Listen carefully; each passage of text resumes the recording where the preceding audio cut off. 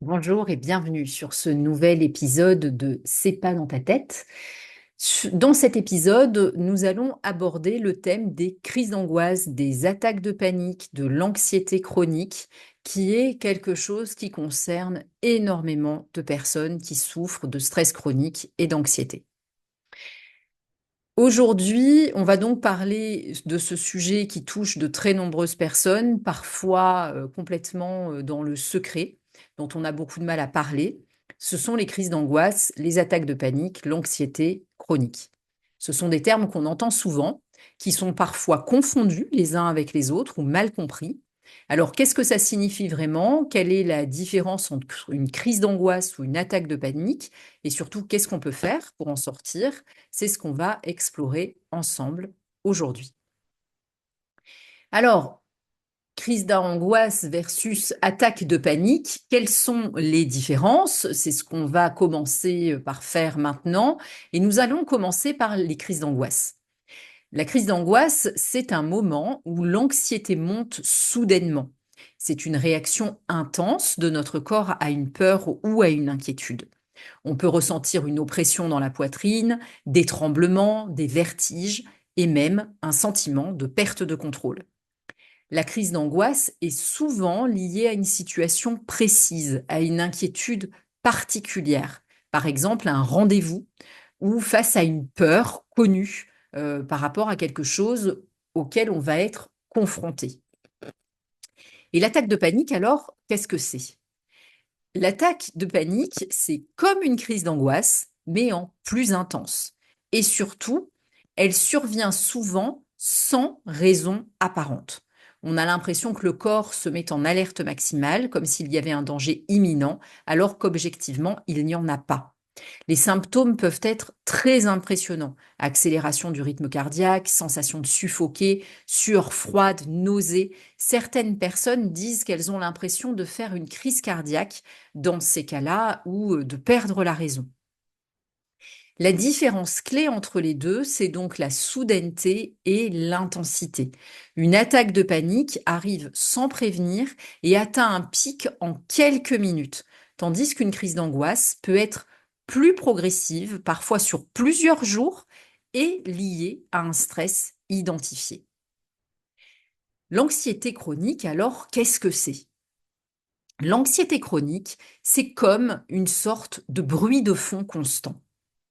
L'anxiété chronique, c'est ce sentiment d'inquiétude sourde présent au quotidien. Ça n'est pas une crise soudaine, c'est plutôt un état de tension constant, une sorte de bruit de fond qui ne nous quitte jamais vraiment. C'est cette petite voix qui dit «et si?»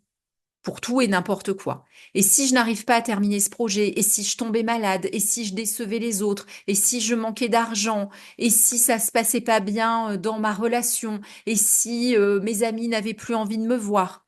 Ces et si peuvent contaminer progressivement tous les domaines de la vie. L'anxiété chronique, elle est très insidieuse. Elle n'est pas aussi spectaculaire qu'une attaque de panique, mais elle est épuisante. Elle s'accompagne souvent de ruminations, de pensées qui tournent en boucle et de symptômes physiques, maux de tête, tension musculaire, fatigue, douleurs digestives, problèmes de peau. Le système nerveux est constamment en mode alerte, comme s'il cherchait à anticiper tous les dangers possibles. Mais alors pourquoi est-ce qu'on réagit comme ça?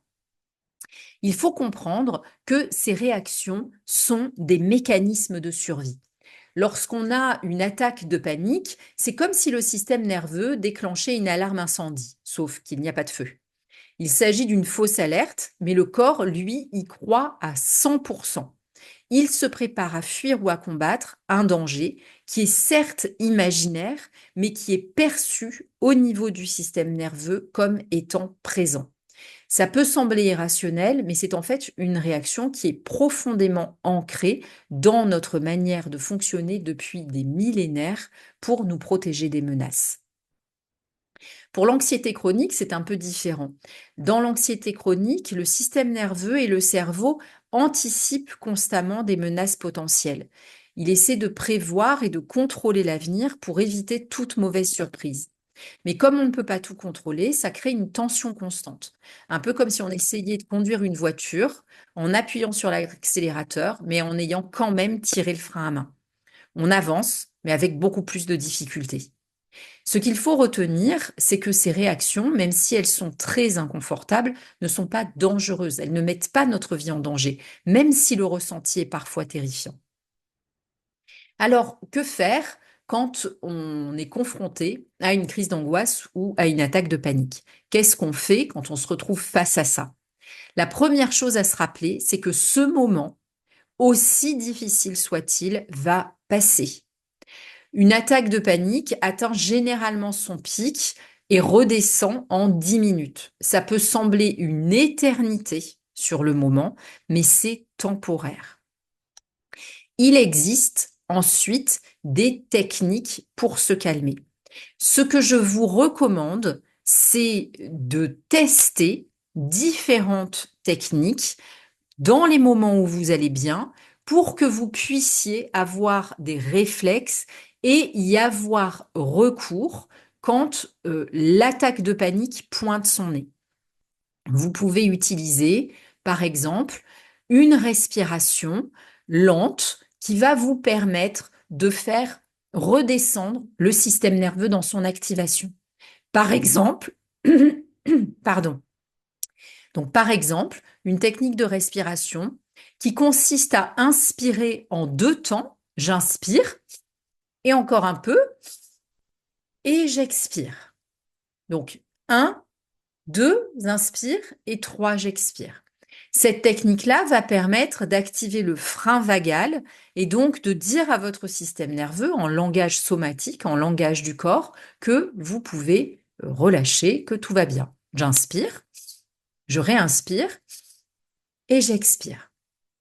Ça, c'est une manière qui peut aider beaucoup de personnes. Ça ne vous aidera pas forcément vous, c'est pour ça que c'est important de le tester à l'avance pour voir si vous êtes confortable ou pas avec cette technique.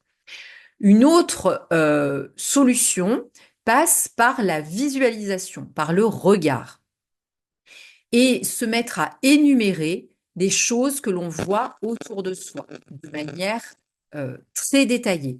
Je vois en face de moi une voiture rouge qui est de telle marque avec une vitre baissée, il y a un peu de poussière sur le capot, puis je vois encore une autre chose.